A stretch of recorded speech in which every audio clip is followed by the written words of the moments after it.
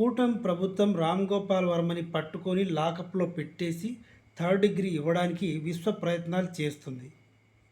ఎందుకు? రామ్ గోపాల్ వర్మ ఇంతవరకు పోలీస్ స్టేషన్కి వచ్చి విచారణకి హాజరు కాలేదు. ఎందుకు? రామ్ గోపాల్ వర్మ పారిపోయాడా? పరారీలో ఉన్నాడా? కానీ పోలీసులకు వచ్చిన ఇన్ఫర్మేషన్ ప్రకారం రామ్ గోపాల్ వర్మ తెలుగు సినిమా ఇండస్ట్రీలోనే ఒక బిగ్ స్టార్ ఇంట్లో దాక్కుని ఉన్నాడు అని అంటున్నారు. అయినా దాక్కోవాల్సిన అవసరం ఏంటి? రామ్ గోపాల్ వర్మకి వివాదాలు కొత్త కాదు, పోలీస్ కేసులు కొత్త కాదు. ఇంతకుముందు తీసిన సినిమాల విషయంలో కూడా చాలా ఇష్యూస్ వచ్చాయి, కోర్టు వరకు వెళ్ళాడు. దీని విషయంలో మాత్రం ఎందుకు భయపడుతున్నాడు అంటే చంద్రబాబు నాయుడు గారికి కానీ, పవన్ కళ్యాణ్ గారి, లోకేష్ కానీ ఇక్కడి దాకా ఉంది. రామ్ గోపాల్ వర్మ అంటే ఆ పేరు ఎత్తితేనే ఇక్కడ దాకా కోపం వస్తుంది. కాబట్టి థర్డ్ డిగ్రీ ఉంటుందేమో, థర్డ్ డిగ్రీ ప్రయోగిస్తారేమో. అయినా ఎంత ప్రయోగించినా ఏం చెప్తాడు రామ్ గోపాల్ వర్మ? ఎలాంటి విషయాలు బయట పెడతాడు? సరే చెప్పాడు, జగన్మోహన్ రెడ్డి చెప్పాడు కాబట్టే నేను సినిమా తీసా అని చెప్తాడు. దీనికి థర్డ్ డిగ్రీ దాకా అవసరం లేదు. మీద చెయ్యి వేయకుండానే ఓపెన్గానే చెప్పేస్తాడు.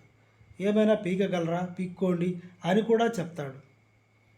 అయినా ఇవన్నీ పక్కన పెడితే పగ తీర్చుకోవడం ఏంటి, మరి ఇంత పగ తీర్చుకోవడం ఏంటి అన్నది ఇప్పటికీ నాకు అర్థం కావట్లేదు.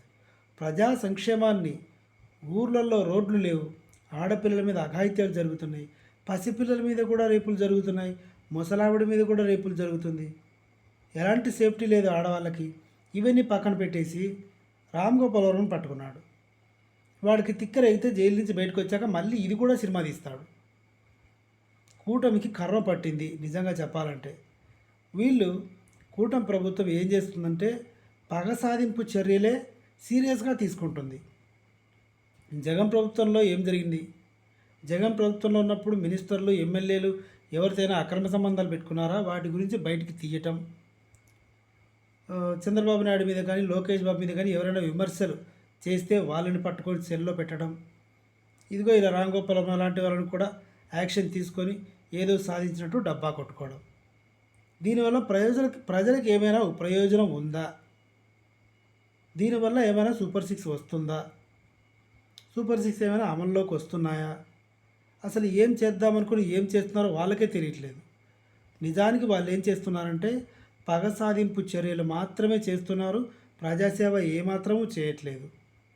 సో దట్ నెక్స్ట్ ఎలక్షన్స్లో మళ్ళీ జగన్ వస్తాడు, అప్పుడు రామ్ గోపాల్ వర్మ మళ్ళీ ఇది కూడా షూట్ చేసి ప్రజలందరి దృష్టికి తీసుకొస్తాడు.